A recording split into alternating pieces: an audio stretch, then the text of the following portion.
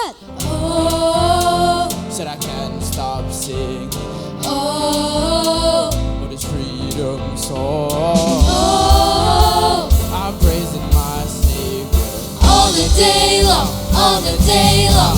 I got a song and I sing it loud. My praise is pouring out, my praise is pouring out. And I will dance in your freedom now. You have brought me out, you have brought me out. Oh,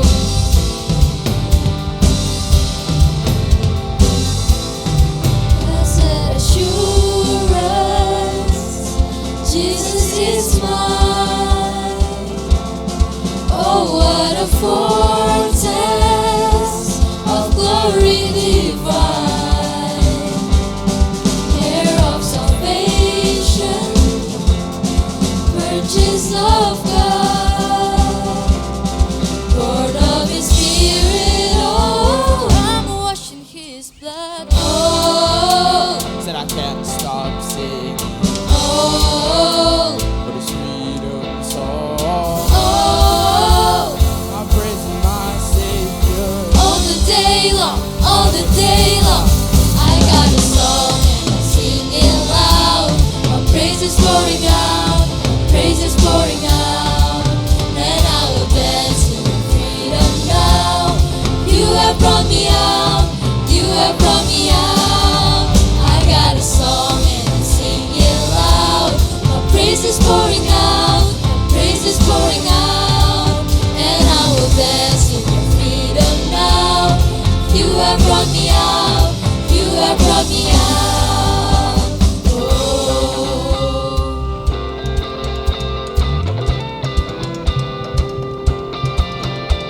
He heal you, yes. He free you, yes. He save your soul, yes. He make you whole, yes, yes. He wash you, yes. Transform you, yes. He redeem you, yes. Cleanse you, yes, yes. He set you free, yes. Give victory, yes. And He died for you, yes. On Calvary, yes, yes. He gave you peace, yes. He gave you hope, yes.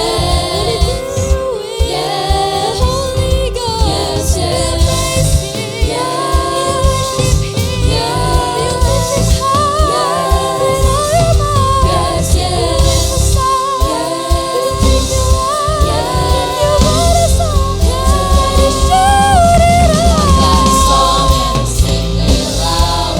My praise is pouring out, my praise is pouring out. And I will dance in your freedom now. You have brought me out, you have brought me out. I got a song and I sing it loud. My praise is pouring out, praise is pouring out. And I will dance in your freedom now. You have brought me out, you have brought me out. Oh,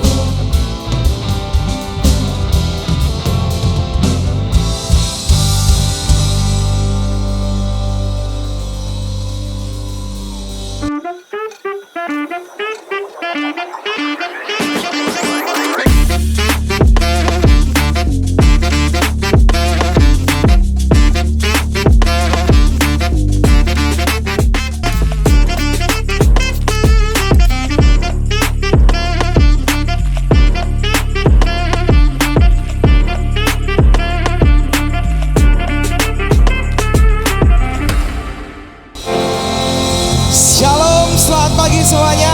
Semua bersukacita, yang bersukacita boleh lambaikan tanganmu. Siap untuk memuji dan menyembah nama Tuhan, amin. Amin. Come on everybody, kita tepuk tangan sama-sama. Come on, come on, come on. Kita puji, kita tinggikan Allah kita, amin. Are you ready, church? Here we go. terpujilah namamu Tuhan,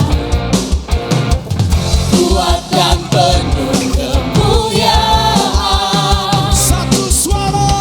Satu suara kami nyatakan, kebesaran-Mu tetap selamanya. I see, sing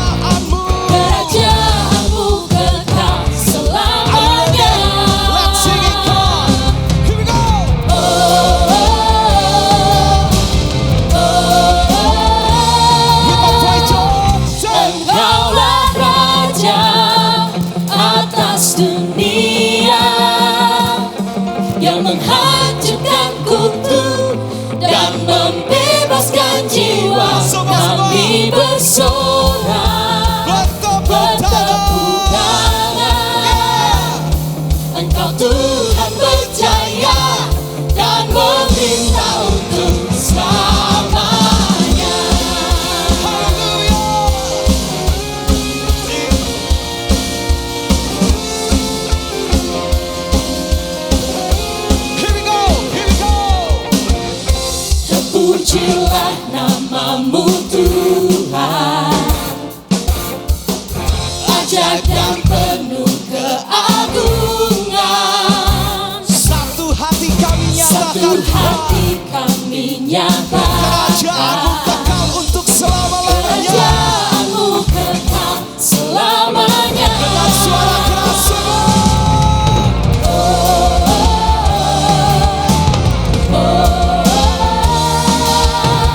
One, two, three, Raja atas dunia, yang menghancurkan kutuk, yang membebaskan jiwa, kami bersorak.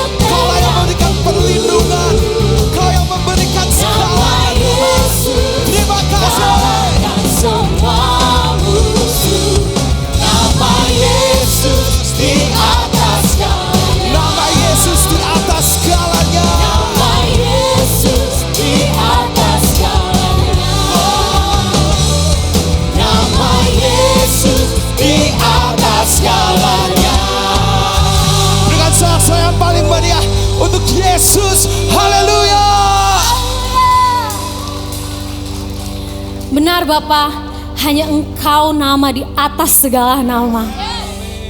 Hanya benar Engkau Bapa satu-satunya yang layak terima segala pujian kami Bapa. Kami mau berterima kasih atas pengorbanan-Mu Bapa, yang telah melayakkan kami terima keselamatan daripada-Mu.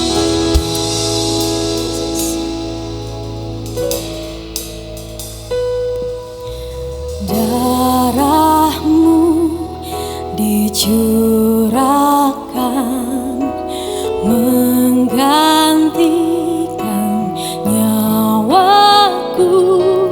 Kau mati biar ku hidup, bukti kasih-Mu padaku. Tiada kata yang dapat ungkapkan betapa ku bersyukur Tuhan. Kau layakkan kutuk terima anugerah kasih dan keselamatan. Terima kasih Tuhan.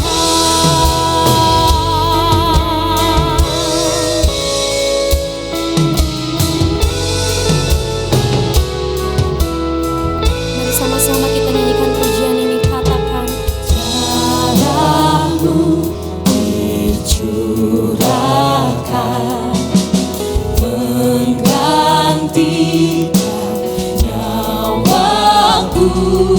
Kau mati biar ku hidup, bukti kasih-Mu padaku. Tiada kata yang dapat ungkapkan betapa ku bersyukur Tuhan. Kau layakkan kutuk terima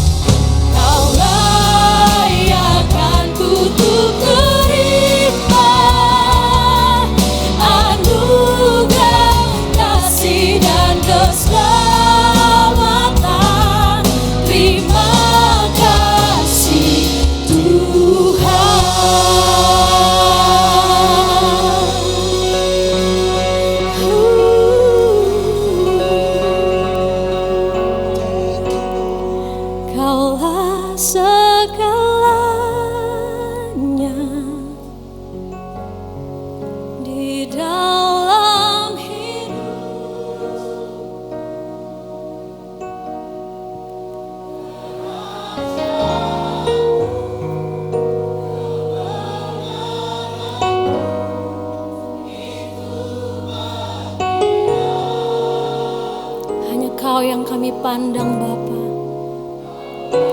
Yang sepanjang hidup kami Tuhan.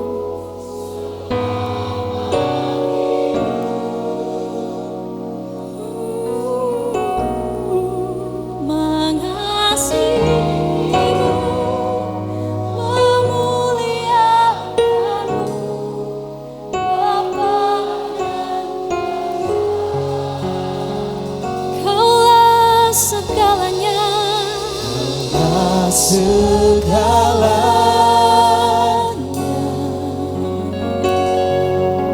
di dalam hidupku,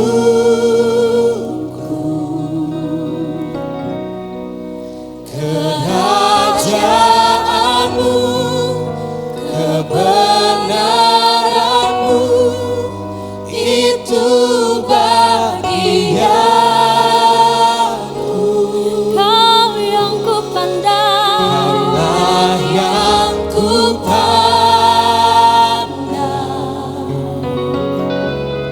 Selama hidupku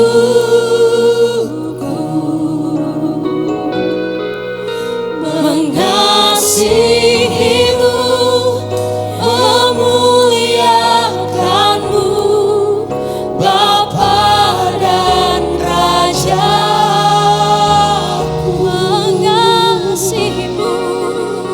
Mengasihimu, memuliakanmu, Bapa dan Rajaku. Kami mau mengasihimu Tuhan, mengasihimu, memuliakanmu, Bapa dan Rajaku. Mari beri tepuk tangan yang meriah untuk Tuhan kita. Satu-satunya Allah yang layak terima segala pujian kita. Engkau yang layak ditinggikan Bapa. Karena Engkau sudah terlebih dahulu melayakkan kami Bapa. Engkau layakkan kami terima kasih-Mu. Engkau layakkan kami terima anugerah-Mu. Engkau layakkan kami untuk menerima keselamatan yang hanya daripada-Mu saja Bapa. Ini kami Tuhan. Biarlah hidup kami menjadi persembahan bagi-Mu Bapa. Biar segala apa yang kami lakukan semuanya hanya untuk kemuliaan nama-Mu saja Bapa. Dan setiap kita yang percaya, mari kita sama-sama katakan amin. Haleluya. Silakan duduk Bapak Ibu Saudara. Kita percaya bahwa rencana Tuhan adalah rencana yang indah. Amin. Oleh sebab itu, mari kita memberi diri untuk mengasihi dan memuliakan Dia. Selamat siang, saya Shirley Gracia, senang sekali bisa kembali hadir untuk menyampaikan rangkaian informasi seputar kegiatan ICC. Dan di antara Bapak Ibu Saudara di tempat ini mungkin ada yang baru pertama kali hadir di ICC. Selamat datang. Kami senang saudara ada di tengah-tengah kami. Dan usai ibadah ini, Bapak Ibu Saudara yang baru pertama kali hadir diundang ke meja informasi untuk mendapatkan special gift dari ICC untuk saudara. Nah, buat yang belum tahu, meja informasi letaknya kalau saudara turun satu lantai dari sini, kemudian belok kiri, di sana akan ada volunteers yang akan melayani Bapak Ibu Saudara. Oke. Tak terasa kita sudah ada di penghujung bulan Maret ya. Saya yakin di tempat ini banyak yang berulang tahun di bulan Maret. Hello, selamat ulang tahun yang berulang tahun di bulan Maret tanggal 1 sampai 31. Bapak Ibu Saudara mendapatkan gift juga nih dari ICC. Wah, ICC sangat mengasihi Bapak Ibu Saudara ya. Akan ada special gift juga, jadi bisa diambil di meja informasi usai ibadah ini. Sepekan ini adalah minggu yang spesial di mana kita akan merayakan ibadah Paskah dan juga Jumat Agung. Dengar-dengar panitia sudah mempersiapkan luar biasa ini untuk perayaan Jumat Agung dan juga Paskah. Ada drama, ada choir, Dan praise and worship tentu saja dan firman Tuhan yang akan memberkati kita semuanya.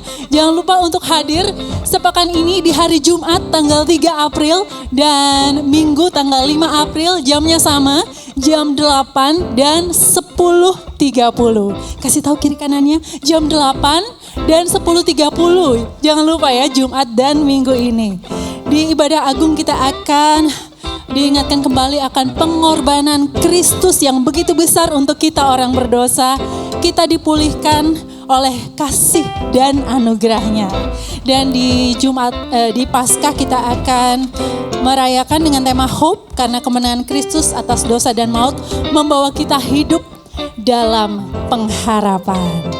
Ya, sebagai umat yang telah diselamatkan, marilah kita juga memberi diri untuk melayani sesama. Bapak Ibu Saudara diundang bersama dengan tim I Can Serve untuk melayani Oma Opa yang ada di Panti Sosial Tresna Werda, Jalan Jeruk nomor 7 Cihapit. Pada hari Sabtu tanggal 11 April mulai jam 9 sampai 12.30. Di sana bisa kita melayani praise and worship. Wah, nggak bisa main musik, nggak bisa nyanyi. Tenang, ada pelayanan doa bersama, pasti bisa kan? Berdoa, kemudian yang bisa lagi juga memasak. Nah, yang jago-jago masak silahkan. Ada juga pelayanan potong rambut, make up, dan foto booth. Kemudian cek kesehatan dan senam bersama. Tunggu apa lagi? Silakan mendaftarkan diri untuk melayani bersama tim I Can Serve di aplikasi My ICC Church, atau juga bisa daftar di meja informasi. Buat yang berhalangan hadir, tenang, Bapak Ibu Saudara masih bisa juga untuk berkontribusi melayani dengan donasi dana. Transfernya bisa ke nomor rekening yang tertera, atau bisa juga donasi barang atau sembako. Nah, untuk konfirmasi mau donasi barang apa, bisa melalui Ibu Siska di nomor yang tertera. Dan informasi yang terakhir, saudara, kita akan memberikan persembahan, dapat melalui beberapa cara, yaitu di kotak persembahan, melalui mesin edisi, lewat bank transfer ke nomor yang tertera, dan juga lewat aplikasi My ICC Church. Siap memberi persembahan? Oke, baik, selanjutnya saya akan undang Bro Jackson untuk memimpin kita dalam doa persembahan. Oke, thank you Kak Shirley. Shalom saudara. Sambil kita mempersiapkan yang terbaik bagi Tuhan kita, saya akan bacakan 2 ayat bagi kita semua yang ada di Matius 6 ayat 25 sampai 26 dikatakan, "Karena itu aku berkata kepadamu, janganlah khawatir akan hidupmu, akan apa yang hendak kamu makan atau minum. Dan janganlah khawatir pula akan tubuhmu, akan apa yang hendak kamu pakai. Bukankah hidup itu lebih penting daripada makanan, dan tubuh itu lebih penting daripada pakaian?" Ayat 26. "Pandanglah burung-burung di langit yang tidak menabur dan tidak menuai, dan tidak mengumpulkan bekal dalam lumbung, namun diberi makan oleh Bapamu yang di surga. Bukankah kamu jauh lebih berharga dari burung-burung itu?" Ayat ini mengajarkan kita untuk kita jangan khawatir akan apapun juga, terutama dalam situasi seperti ini. Kita tahu terjadi perang di Timur Tengah sana yang menyebabkan kita khawatir akan perekonomian, kenaikan biaya, kenaikan harga, ketidakstabilan secara global.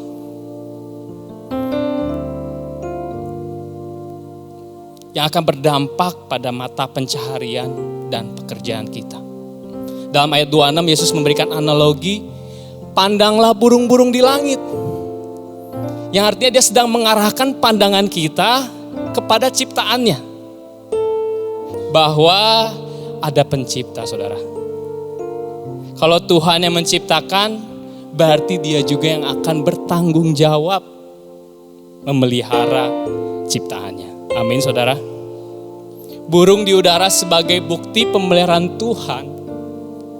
Burung tidak menanam, tidak menyimpan bekal dalam lumbung, tapi tetap dapat bertahan hidup. Kenapa? Karena dari awal sejak penciptaan, Tuhan telah menciptakan pemeliharaan di dalam dunia ini. Jadi bukan sekedar menciptakan, lalu membiarkan ciptaannya itu berjalan sendiri. Tidak seperti itu, saudara. Apalagi kita sebagai manusia dibentuk serupa dengan gambar dan rupa Allah. Maka Yesus bilang, bukankah kamu jauh lebih berharga dari burung-burung itu? Boleh kasih tahu kiri kanannya, kamu jauh lebih berharga. Dari cerita ini kita diingatkan untuk terus bergantung kepada Tuhan. Di Taman Eden saat manusia belum jatuh dalam dosa, mereka sama sekali nggak khawatir. Mereka happy. Tapi bayangkan saat dosa masuk dalam hidup mereka, mereka lupa siapa yang mereka layani. Mereka lebih pengen jadi Tuhan atas hidup mereka sendiri. Dan tidak lagi bergantung sama Tuhan. Dan itulah penyebabnya kekhawatiran dan kecemasan kita, saudara. Saat ini Tuhan sedang bertanya kepada kita. Tuhan sedang mencoba mengingatkan kita, siapa yang berkuasa dalam hidup kita saat ini. Apakah harta kita, apakah hobi kita, apakah media sosial kita, atau lain sebagainya. Burung-burung tidak menabur dan menuai, tapi Tuhan tetap pelihara mereka setiap hari. Apalagi kamu, apalagi kita, saudara, yang menabur dan menuai. Tuhan pasti akan memelihara kehidupan kita saat kita membutuhkannya. Amin. So, saat kita memberikan persembahan melalui ayat firman Tuhan hari ini, saya rindu mengajak kita melihat dan merasakan setiap kebaikan Tuhan yang telah kita alami. Dan Yesus mengajak kita untuk kembali sepenuhnya kita bergantung kepada Tuhan. Sesuai dengan tema tahunan gereja kita mengenai grow, mari kita semakin giat dalam menabur benih kebaikan dan benih iman kepada Tuhan. Agar benih itu bisa bertumbuh dan berbuah pada musimnya. Saudara, ICC ada tagline tahunan. Kalau saya katakan ICC, saudara bisa ikuti saya. Sow together, grow together. Bisa ya saudara ya, teman-teman volunteer bisa bantu juga. 1, 2, 3. ICC, sow together, grow together. Sekali lagi, ICC, sow together, grow together. Berikan kemuliaan bagi Tuhan kita. Haleluya. Prioritaskan Tuhan dalam hidup kita, saudara. Pada saat kita melakukan itu, kita percaya pemberian Tuhan selalu ada bagi kehidupan kita. Mari kita memberikan persembahan yang terbaik bagi Tuhan dan kita berdoa. Terima kasih Tuhan untuk pagi yang indah. Kami boleh berkumpul di dalam hadirat Tuhan pada hari ini, Tuhan. Kami disadarkan bahwa Engkau tidak pernah meninggalkan kami. Kau selalu ada memberikan pertolongan bagi setiap kami, Tuhan. Dan saat ini kami memberikan yang terbaik bagi Engkau. Biarlah setiap pemberian ini Kau pakai untuk memperluas kerajaan-Mu di tempat ini. Kami juga berdoa Tuhan, Kau mencurahkan berkat-Mu atas hidup kami. Kami mengucap syukur atas doa. Hanya di dalam nama Tuhan Yesus kami berdoa dan mengucap syukur. Haleluya. Sama-sama katakan amin. Saudara siap mendengarkan firman Tuhan pada hari ini? Mari kita catat, bagikan, dan lakukan dalam setiap kehidupan kita. Dan kami sambut Pastor Yopi. Boleh maju ke depan. Thank you Jackson. Tuhan pelihara kita dulu, sekarang, dan masa depan. Yang percaya katakan amin. Boleh kita sama-sama satukan hati, kita doa mendekat sama Tuhan. Bapa, mengucap syukur kami bisa kumpul di sini. Terima kasih untuk pemeliharaan-Mu dari dulu, sekarang, bahkan untuk masa depan, yaitu apa yang baik. Sebentar kami akan mendengar kebenaran firman-Mu. Roh Kudus pakai lidah bibir hamba-Mu untuk menyampaikan persis seperti apa yang Kau mau. Pertama-tama untuk hamba-Mu sendiri dan untuk kami semua yang hadir di sini. Segala kemuliaan hanya bagi nama-Mu, di dalam nama Tuhan Yesus Yang percaya dan siap mendengarkan firman Tuhan sama-sama katakan amin. Yang baru datang saya ucapkan selamat datang di ICC. Dan tadi ada info nanti Jumat tanggal 3 ada perayaan Jumat Agung, 5 Paskah jam 8 dan 10.30. Kita bisa pakai momen ini untuk mengajak orang yang saudara tahu mereka perlu datang ibadah. Ya. Gunakan ini, kita nggak pernah tahu Tuhan bisa pakai saudara untuk mengubahkan hidup orang itu ketika dia datang ke sini. Yang percaya katakan, amin. Ya.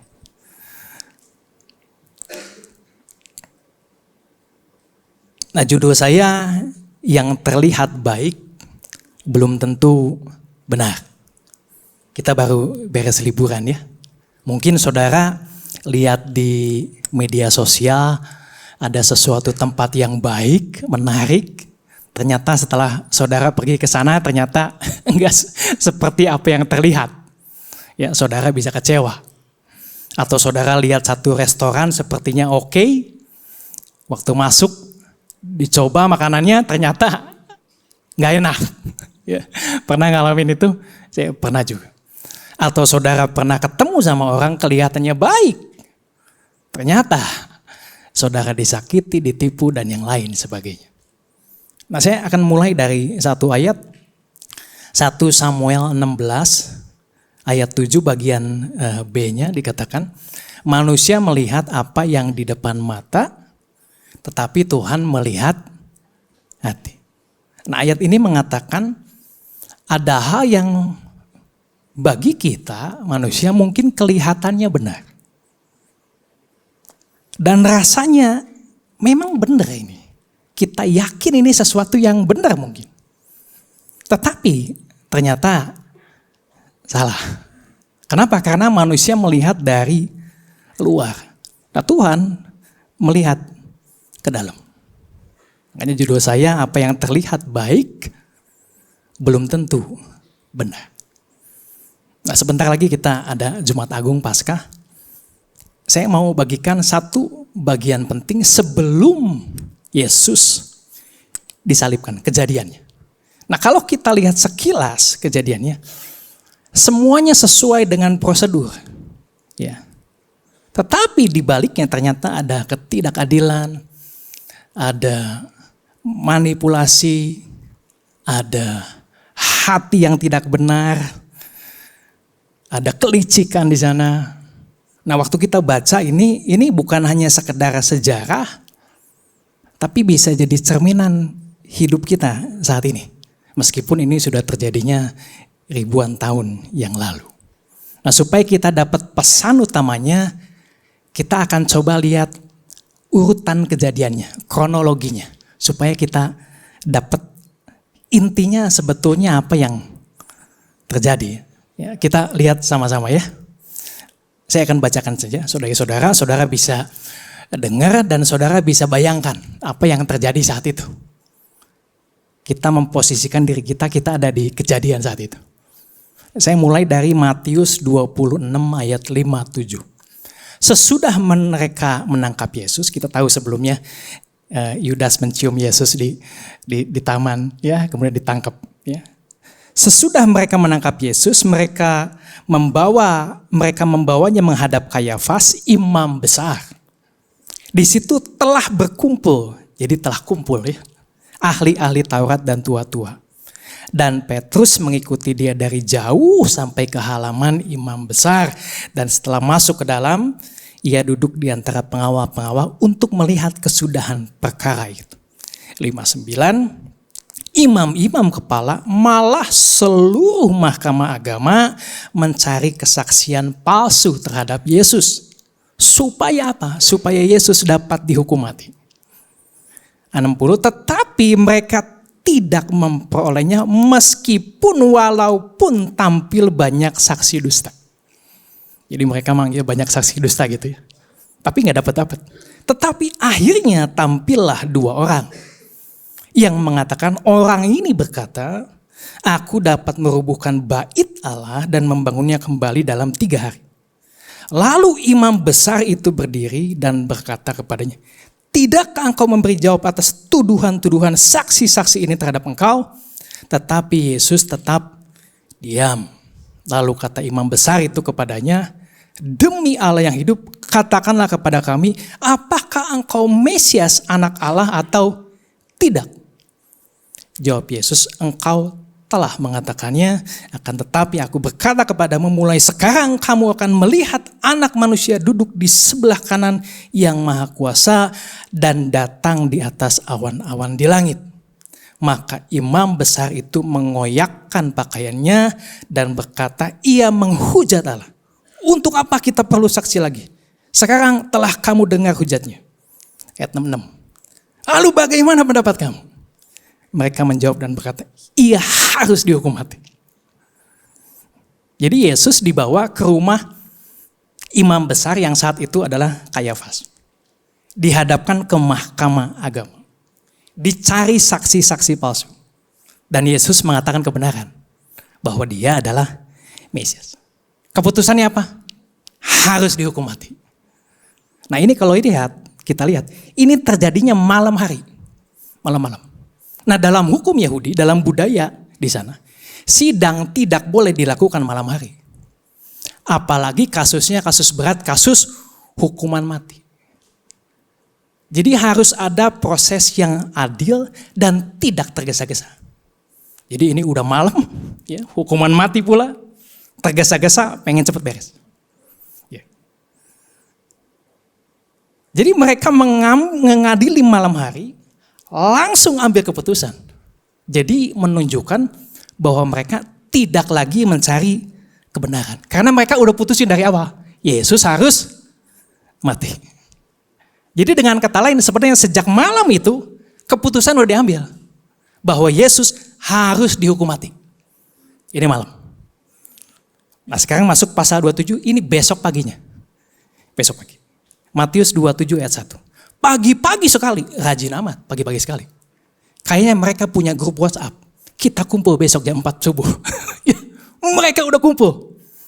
Semangat sekali untuk apa? Semua imam kepala dan pemimpin Yahudi membuat keputusan untuk membunuh Yesus. Kalau kita baca dari ayat 27, sekilas kita lihat, oh ternyata mereka baru mengambil keputusan pagi. Pagi itu. Tapi ternyata kita tahu, keputusan sudah dibuat malam sebelumnya. Ya.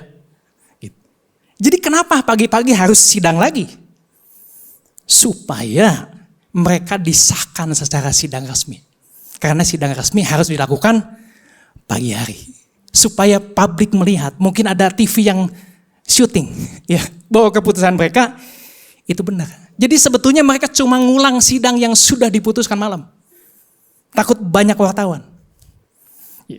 Supaya terlihat jadi legal, jadi resmi, sesuai prosedur. Seharusnya mereka berdasarkan kebenaran ambil keputusan. Tapi mereka ambil keputusan dulu, baru cari pembenaran. Ini yang mereka lakukan. Jadi ini bukan cari kebenaran, tapi pembenaran. Setelah itu Yesus dibawa ke Pontius Pilatus.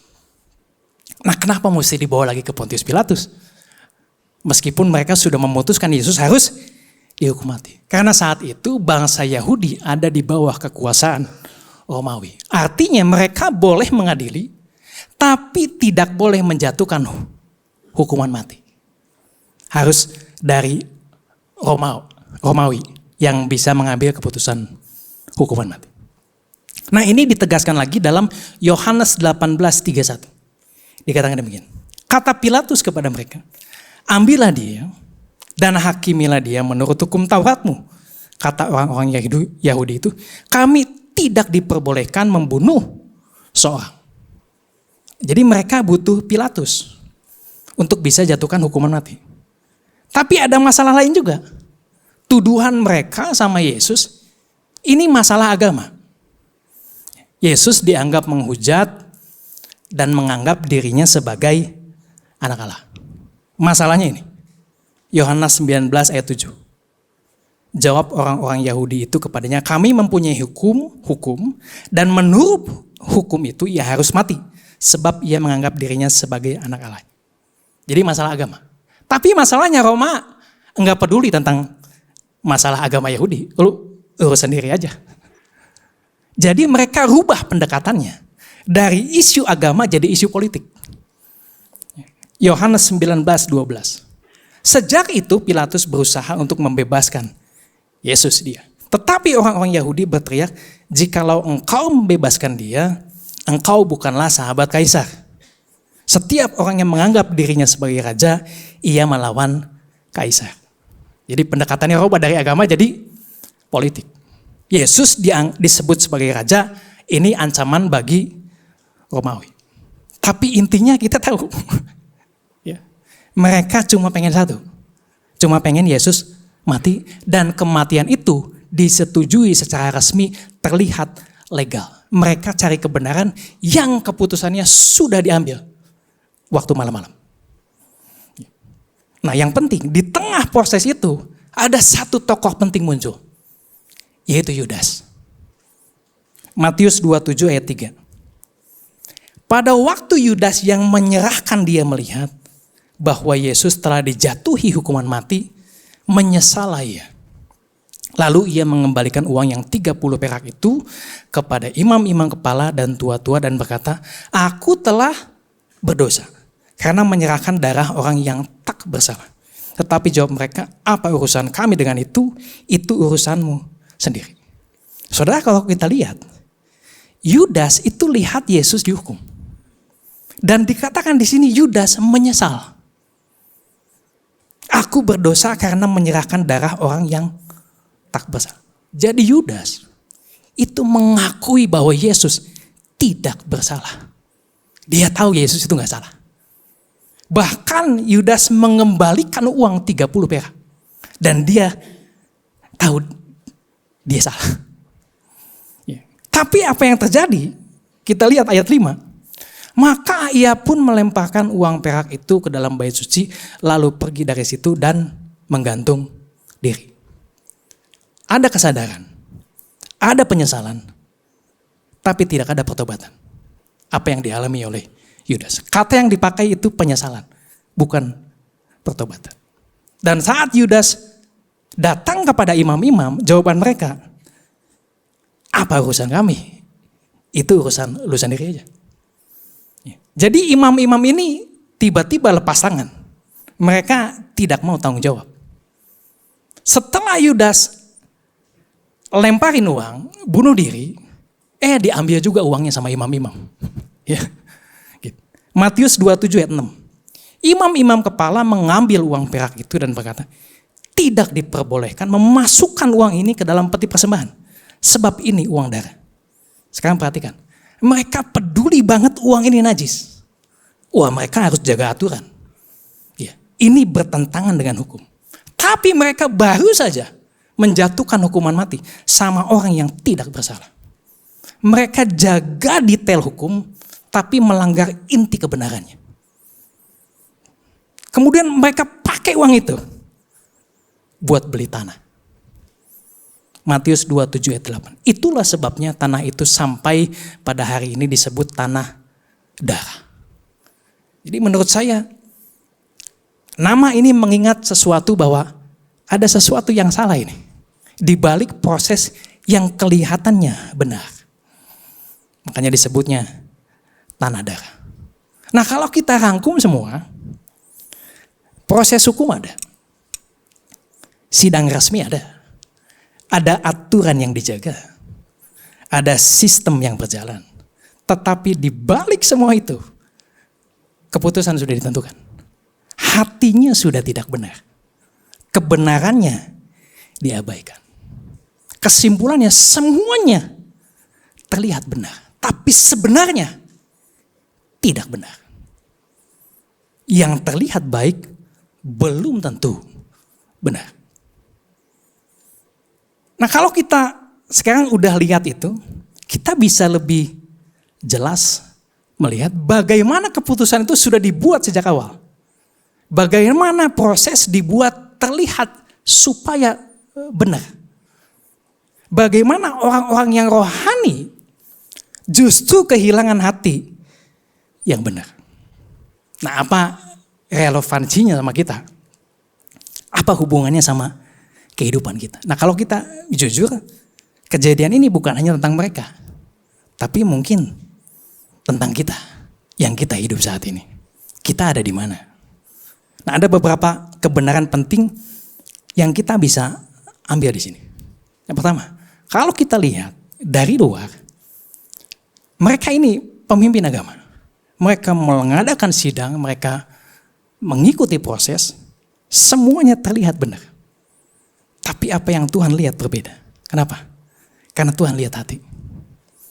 Artinya gini, saya bisa terlihat baik, saya bisa terlihat rohani, saya bisa khotbah di sini, saya bisa terlihat benar, tapi belum tentu benar di hadapan Tuhan. Karena Tuhan lihat hati. Bagaimana dengan saudara? Sekali lagi, dari awal saya bilang, firman ini untuk saya sendiri. Saya tidak perlu cari dipandang benar sama orang lain. Yang penting apakah saya benar di hadapan Tuhan. Itu yang paling penting. Makanya Daud bilang, selidiki hatiku, apakah aku serong gak, jalan saya serong gak? Gitu. Nah, ini urusan saudara pribadi sama Tuhan. Pribadi sama Tuhan. Jadi yang penting kita jangan, firman katakan perhatikan bagaimana cara kamu hidup. Jangan pusing mikirin bagaimana orang hidup. Perhatikan bagaimana kita hidup. Apakah kita benar di hadapan Tuhan. Jadi poin pertama, jangan hanya benar di luar, tapi salah di dalam. Kita harus punya hati yang benar. Poin pertama itu. Sekarang yang kedua, kita lihat Yudas. Yudas menyesal. Wah, salah saya. Dia ngaku salah. Aku sudah bersalah. Bahkan dia kembaliin uang. Ya, dia nggak mau. Gue salah. Kembaliin. Tapi akhirnya tragis. Kenapa demikian? Karena ada perbedaan besar antara penyesalan dan pertobatan. Penyesalan hanya berhenti di perasaan. Pertobatan menghasilkan perubahan. Banyak yang nyesal, tapi cuma berhenti di sana. Firman Tuhan mengatakan ini seperti duka cita dunia. Dan Yudas berhenti di penyesalan. Dan itu tidak menyelamatkan Yudas. Kalau saja dia balik sama Tuhan, bertobat sama Tuhan, mungkin beda ceritanya. 2 Korintus 7 ayat 10. Sebab duka cita menurut kehendak Allah menghasilkan pertobatan yang membawa keselamatan. Dan yang tidak akan disesalkan. Tetapi duka cita yang dari dunia ini menghasilkan kematian. Jadi kalau berhenti di penyesalan, ujungnya putus asa. Tapi harus pindah dari penyesalan ke pertobatan. Nah, ini buat kita juga. Apakah kita tahu kita sudah melakukan apa yang salah dan kita tahu salah dan kita nyesel? Puji Tuhan, bagus. Tapi masih ada next step-nya. Kita harus bertobat. Itu yang akan membawa perubahan. Itu yang akan membawa pemulihan. Jadi poin kedua, jangan berhenti di penyesalan tapi masuk dalam pertobatan. Karena itu yang akan merubah, membawa perubahan, membawa pemulihan, membawa kebaikan.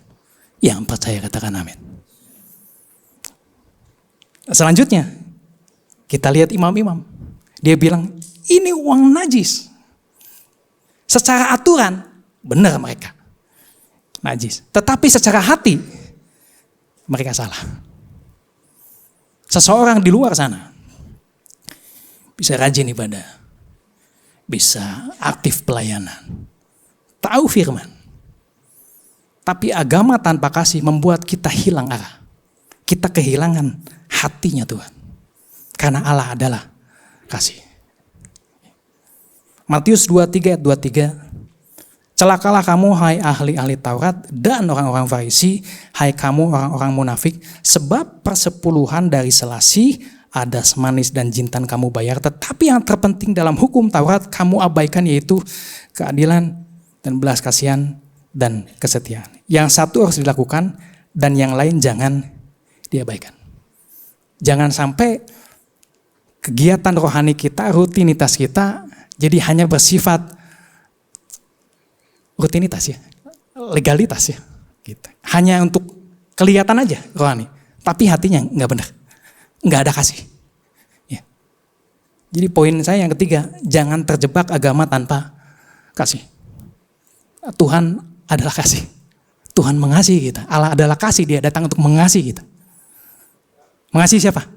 Mengasihi Tuhan, mengasihi sesama, mengasihi semua orang. Yang percaya katakan amin. Tapi jemaat ICC dari wajahnya penuh kasih. Beri kemuliaan bagi Tuhan. Dan ya saya merasakan lah ya kita bisa kumpul di sini, bisa saling mengasihi, di Komsel, di semua departemen melayani. Ya, jadi ini promo sedikit lah ya. Yang belum Komsel, join Komsel. Untuk apa? Saudara, yang penting itu kasih sebetulnya. Di sana kita bisa saling mengasihi satu sama lain. Dan Tuhan ada di sana. Amin. Nah kemudian tadi dikatakan bahwa saat Yudas datang, imam-imam bilang, itu urusan lu sendiri. Ya, lu urus saya sendiri. Ini sikap lepas tangan. Gak mau tanggung jawab. Padahal kan mereka, ya, yang nawarin uang kan mereka. Tapi udah kejadian apa-apa, mereka lepas tangan. Gak mau tanggung jawab. Saudara, integritas tidak terlihat saat kita benar. Tapi saat kita salah, dan kita tetap mau tanggung jawab. Itu integritas. Tadi nyambung juga nih, Pastor Andrew ya bicara tentang had to say I'm sorry. Saudara bisa lihat nanti di YouTube. Ya, nggak janjian tapi kok kayak nyambung ya. Galatia 6 ayat 5. Sebab tiap-tiap orang akan memikul tanggungannya sendiri. Jadi kalau kita menghadap Tuhan, kita nggak bisa Tuhan bukan salah saya, salah dia kemarin. Salah dia, enggak. Tuhan lihat kita masing-masing. Salah kita ya konsekuensi kita ya kita yang makan. Kita yang hadapi. Ya, kita yang tanggung semuanya. Setiap orang akan tanggung masing-masing di hadapan Tuhan, pribadi lepas pribadi. Enggak ada suami istri, enggak ada orang tua anak. Enggak ada pemimpin bawahan, semuanya. Satu demi satu menghadap Tuhan. Nah, puji Tuhannya kita anak Tuhan, bukan diadili untuk dihukum, tapi diberikan upah sesuai apa yang kita lakukan. Jadi selama hidup, ini kesempatan untuk kita mengumpulkan upah. Apa yang Tuhan siapkan di sana. Jadi berkat bagi banyak orang. Dimulai dari mana? Dari keluarga kita, dari orang-orang sekitar yang Tuhan pertemukan, tempatkan dengan kita. Yang percaya katakan amin. Jadi poin keempat, harus berani bertanggung jawab. Berani tanggung jawab. Nah, sekarang kalau kita lihat seluruh kejadian, ini gak adil. Ya, gak adil buat Yesus. Ada banyak manipulasi, ada banyak kelicikan, ada banyak tekanan. Ya. Tapi firman Tuhan berkata, Kisah Para Rasul 2 ayat 23. Dia, Yesus, yang diserahkan Allah, itu menurut maksud dan rencananya. Telah kamu salibkan dan kamu bunuh oleh tangan bangsa-bangsa durhaka. Jadi ini ada dalam maksud dan rencananya Tuhan. Nah, saya jadi ingat sejalan dengan apa yang terjadi sama Yusuf.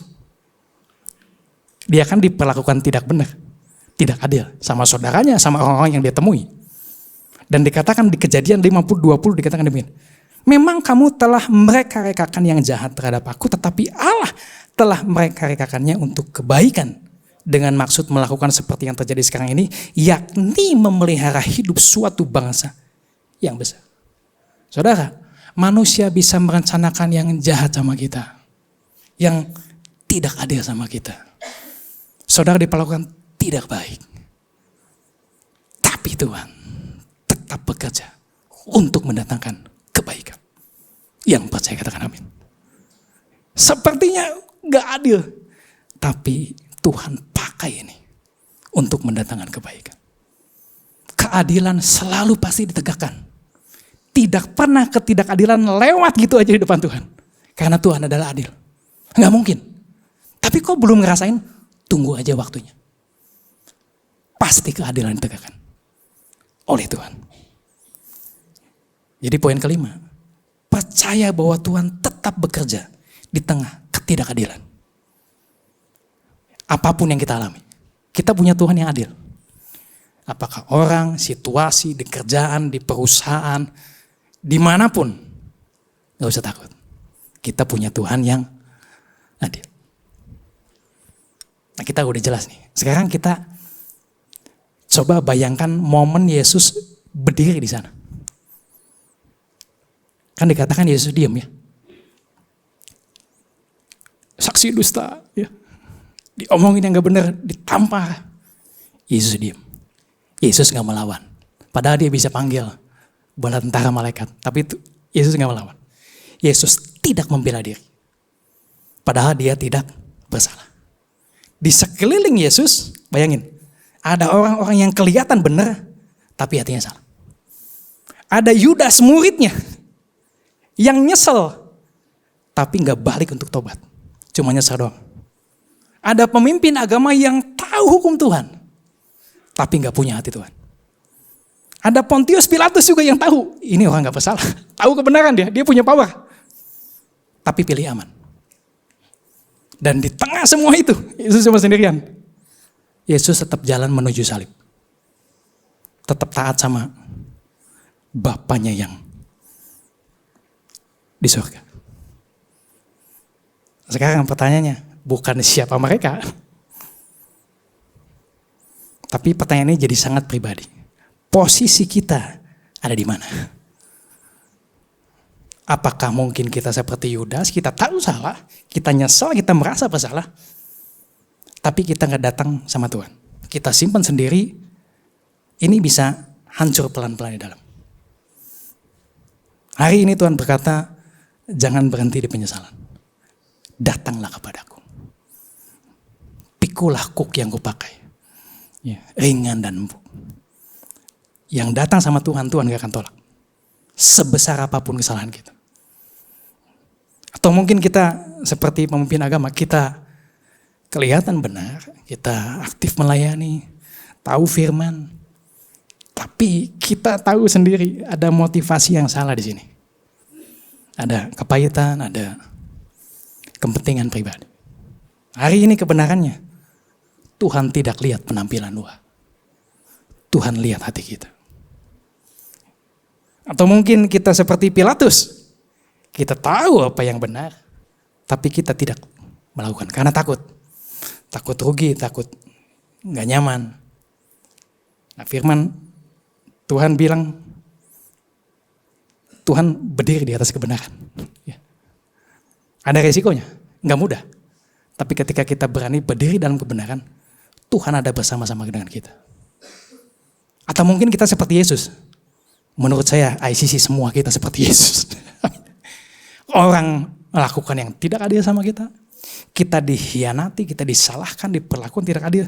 Tapi kita tetap taat. Kita tetap berjalan ke salib. Masing-masing memikul salibnya. Untuk ikut Yesus. Sama seperti Yesus. Nah, Yesus mau kita ambil seperti yang itu. Amin. Nah, pertanyaannya kenapa Yesus masih tetap mau ke salib? Padahal saudara bayangin orang-orang sekelilingnya seperti apa? Kenapa dia masih tetap mau ke salib? Karena Yesus mengasihi kita. Karena Yesus memikirkan kita. Kalau Yesus nggak jalan ke salib, nasib kita sekarang gimana? Yesus memikirkan orang-orang yang akan datang di sana. Mengasihi semua orang. Pada saat Yesus datang ke salib, apa yang ada di pikirannya? Kita sudah ada di pikiran Yesus. Pada saat Yesus jalan ke salib. Ya, luar biasa. Hari ini, Tuhan gak cari orang yang sempurna. Tapi Tuhan cari orang yang mau jujur, mau berubah, mau bertobat. Dan Tuhan tidak tunggu kita untuk sempurna. Tuhan hanya menunggu kita untuk kembali. Dan Tuhan nunggunya udah lama. Kenapa? Karena Yesus sudah jalan ke salib. Yang setuju katakan amin. Nah, saya nggak tahu saudara ada di posisi mana. Sekali lagi firman ini bicara untuk saya dulu pribadi. Tapi puji Tuhan kalau firman ini bicara sama saudara. Ya. Pakai momen ini untuk benar-benar kita sungguh-sungguh sama Tuhan. Ya. Gak usah pusing apa kata orang. Ya. Tapi Tuhan lihat apa yang dalam hati. Dan itu berharga di mata Tuhan. Ya. Jangan seperti Yudas hanya berhenti di penyesalan. Tapi kita mau masuk lagi ke pertobatan dan perubahan. Kalau firman ini bicara sama saudara saat ini, saya percaya Tuhan akan jamah saudara. Tuhan akan ubahkan saudara. Hidup saudara tidak akan sama lagi. Kehidupan saudara akan semakin hari semakin lebih baik. Saudara jadi berkat, jadi teladan, jadi terang. Dan orang bisa melihat Tuhan hidup di dalam saudara. Amin. Boleh saya panggil pemain musik.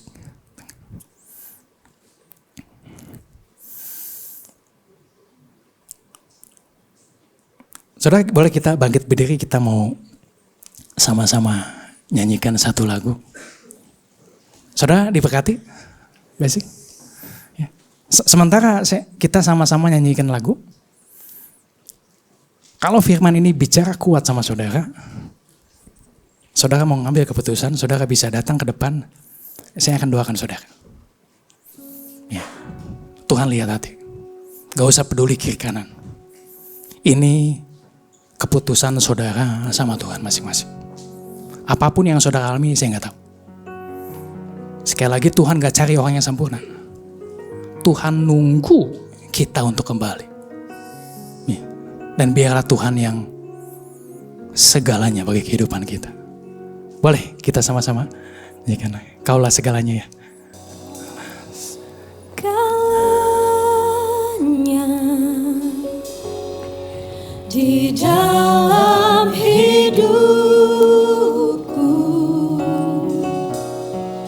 kerajaanmu, kebenaranmu, itu bagianku.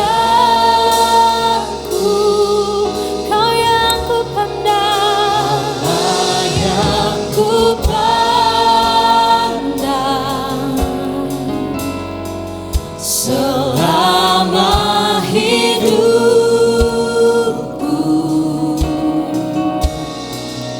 mengasihimu, memuliakanmu, Bapa dan Rajaku. Kaulah segalanya, Kaulah segalanya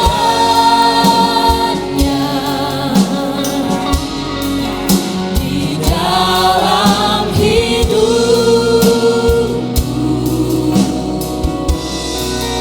kerajaanmu, kebenaranmu, itu bagianku.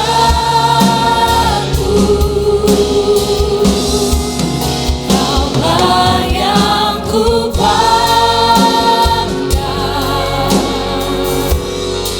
selama hidupku, mengasihimu, Memuliakanmu, Bapa dan Rajaku. Kalau ada saudara yang firman ini bicara kuat sama saudara, saudara mau ambil keputusan, saudara mau sungguh-sungguh, lebih sungguh-sungguh lagi sama Tuhan ya, mau bertobat gitu. Ya, apapun itu saya nggak tahu. Tapi kalau saudara mau ambil komitmen itu, saudara bisa maju ke depan, saya akan doakan saudara. Ya. Tuhan gak nunggu sempurna, tapi Tuhan nunggu kita kembali. Dan Tuhan akan jamah saudara, saya percaya Tuhan mengasihi saudara. Ya, sambil kita nyanyi sekali lagi, saudara yang mau ke depan boleh ke depan. Segalanya Di dalam hidupku,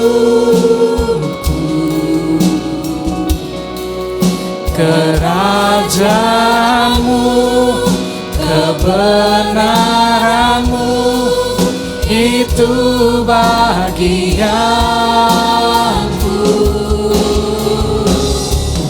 Kaulah yang ku pandang, selama hidupku, mengasihi